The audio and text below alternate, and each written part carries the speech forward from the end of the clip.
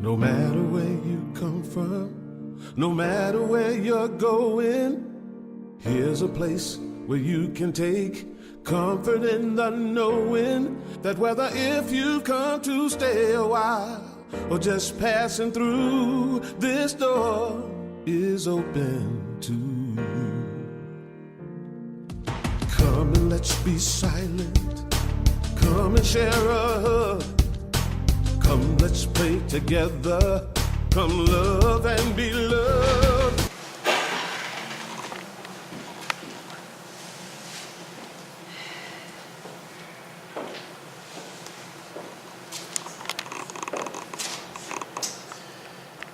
Church announcements. Church announcements. As a minister and pastor for, wow, it's going 30 years. Who you all? Church announcements. What do you do with church announcements? Ministers go, pastors go through this all the time. Do you put them at the beginning of service? Then the people who come late miss the announcements. Do you put them at the end and it makes service too long and it takes away from the spirit? Do you put them in the middle and take all of those things, church announcements, and it's always been one of those things I've tried every way possible that you can think of.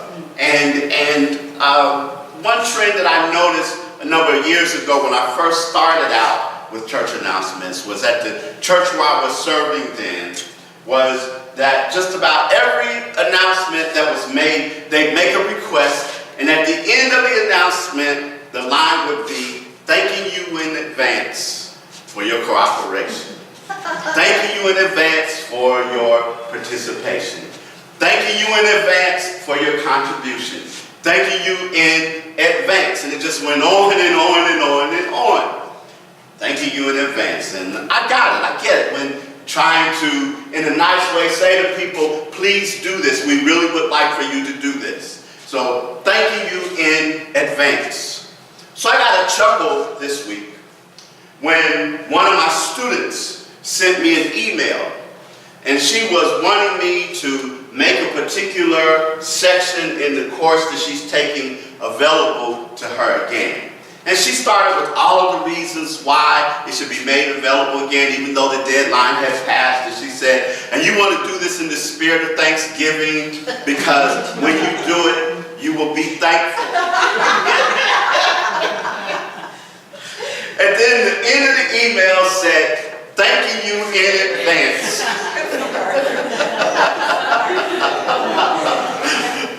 for your cooperation. And I said, she's been in somebody's church.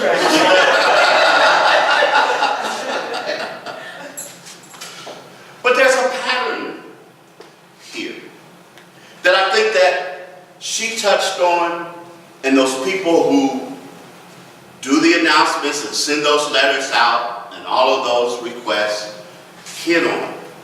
That I think is important, as in this month, as we finish up talking about gratitude and talking about forever thankful and talking about all of the things that go into feeling a sense of appreciation and all of that, I think that there is something here, that there's a pattern that is relevant and important for us to consider this morning and for us to consider in the things that we do. I know a friend of mine and we had a conversation about that trend one time, and he said it feels a little bit like manipulation when somebody says, thank you in advance. And I said, well, yeah, in one sense it is, but again, I think that there's a pattern here. And I think that part of the pattern, that one place we can look to and identify this pattern is someone that many of us are familiar with. Because, you see, in New Thought, Ancient Wisdom, one of the things that we are keen on determining and emphasizing is that our understanding about Jesus is that this is a way in which we don't teach a religion about Jesus, but the religion of Jesus. So we use patterns and examples from his life and the things that he has done and the things that he came to teach us just like many of the other people that we look to as enlightened beings and as wise teachers and as people who showed the way. And when I think about how Jesus, in the midst of a situation and a circumstance where he was faced with a multitude of hungry people, and he had a conversation with his disciples. Did you bring them anything to eat? No, did you bring them anything to eat? And they kind of went back and forth, each one looking back and forth. And finally, they identified that there was a young boy with his lunch there who had 2 fishes and 5 barley loaves. And I like to point out to people all the time that if you understand something, that barley bread was next to having no bread at all. It was a poor person's bread. And the 2 fish, they were not big old giant catfish or tilapia or anything. But if you think about the territory that they were in, there had to be pickled fish, small fish, in order to survive the climate. But he took those things, and it tells us that as he got ready to do what happened, and whether you take it as a literal understanding or not, the thing of it is before anything happened, it reminds us that Jesus gave thanks. Before it happened, he expressed gratitude. Another point where it tells us he did the same thing, that with the words of Mary and Martha ringing in his ear, standing at the tomb of Lazarus, their words, if you had been here, my brother would not have died. And it tells us that as he stood there before the tomb of Lazarus and requested them to roll the stone away, and people were saying, don't do it because it's already been too long, and surely his body will stink and all of that. And before that happened, again, it reminds us that he stood there and he gave thanks and said, God, I thank you that you always hear me. But gratitude first. Appreciation before the manifestation. Appreciation before the manifestation. Appreciation before the demonstration. The fact of it is that in our understanding of the universe and how it is, if we live in the abundant universe that we say that it is, if we live in this place of infinite possibilities that we say we are in, if we live in the land of I am that we say that we live in, then a part of that is not about manipulation, but it's about showing appreciation for understanding and being tuned in and tapped in to that place that is within us and that place that is within the universe where things come forth. And so that is a part of the key to doing this, thanking in advance. And when we understand that that was how Jesus prayed in his doing things, and that's why when people talk about praying in the name of Jesus, for me, it's about understanding again the pattern.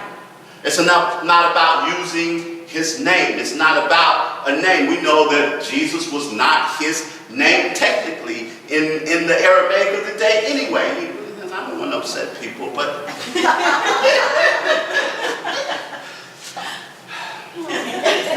let me move on.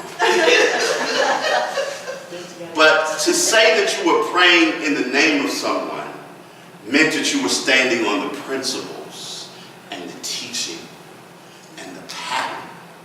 And the pattern was appreciation before manifestation, gratitude before demonstration.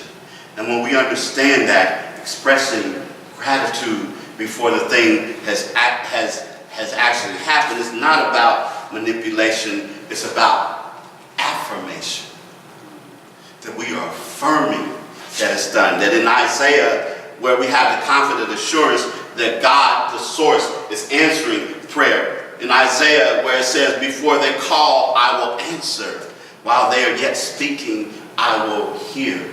I know Eric Butterworth loves to talk about that particular passage and help us to understand that when we set ourselves and we set our intention and we do what it is that we are going to do, the things begin to happen.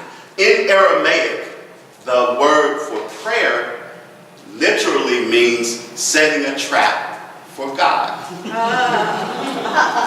Not that we're going to capture God, but that we are setting the pattern, that we are setting the focus. If you think about in the teaching again, we call it the mental equivalent, that we must see it in our mind's eye and begin celebrating it before it happened. I had a conversation with my daughter yesterday, and she was talking about something that she hopes to happen, and she was saying, well, I know it's not going to happen. I know they're not going to do this. And I stopped her and I said, why would you even entertain the thought that it's not going to happen? Why would you even say something like that? What's important to do is see what you want, to see how it is that you want it to unfold and begin affirming and more importantly, giving thanks for it. And the thing of it is that the thank you, the gratitude that we're expressing is not just a thank you, I'm thankful that it's going to happen, I'm expressing thanks now, I'm giving thanks for all that is. No, it's about feeling it. As Ernest Holmes talks about the fire in the belly. That one of the things that we know over and over again, that when we set our affirmations, when we set our intention, is when we combine the setting of those things with that emotional power and that feeling like it's already done, that it begins to happen. Mitch Horowitz, in his book, The Miracle Club, and he talks about the things about setting intention, and he talks about those ideas and all of that.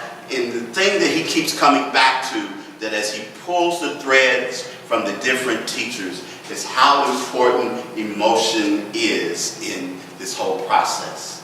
And I know a lot of times in our settings, we like to, that emotion is for those other people over there, the ones down the street that like to dance and, do all of those things. But here, in our own way, in our own understanding, what does it hurt for us to affirm that we know that it's done in the mind of God? What does it take for us to get to the awareness that when we feel it here and feel it here, and I don't know about you, but there are times when I will set that intention, I will pray that prayer, and something comes over me. Something begins to happen from the top of my head, and I get chills down my spine and down through the rest of my body. And that's when I know it's done. You can't convince me that it's not going to happen. I know that I know that I know that I know that I know that I know that I know that it's done. Appreciation before the manifestation. Gratitude before the demonstration. The affirmation that comes from gratitude.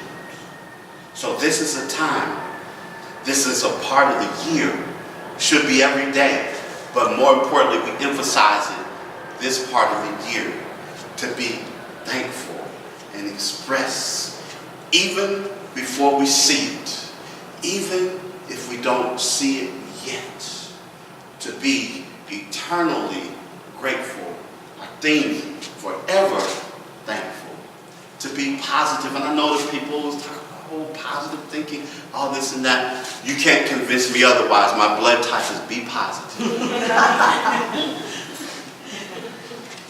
And that's what I'm going to do. Affirm, be hopeful and thankful for all that is.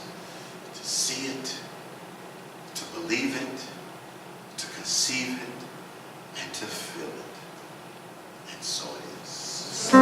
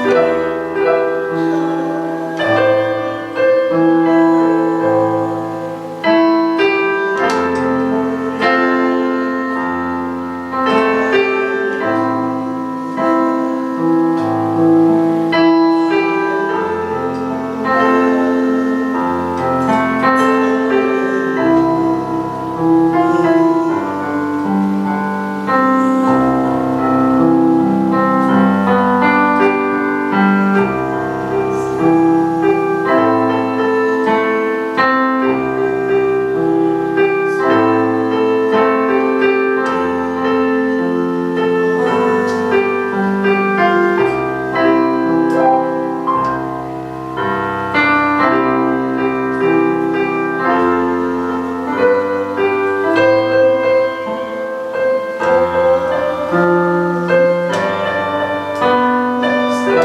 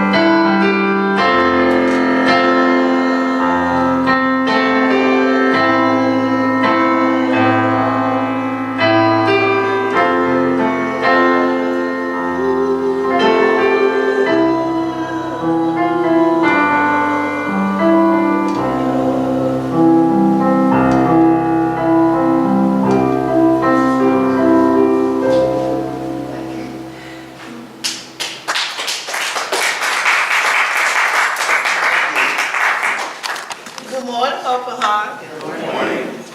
I'm going to invite you to take a breath. Releasing this breath, knowing that there is only one power and one presence in the universe, and that is God. And as each of us takes in all that we have learned today, take it in, we make it our own, and we simply live from those very truths. We give thanks for all who have participated today. We give thanks for the lesson, the affirmative reading, the centering moment, the beautiful music, and just all of the beautiful and wonderful energy that each and every person has brought into this space and into this place today. Moving forward, knowing that gratitude comes first, that I give thanks in advance for whatever it is.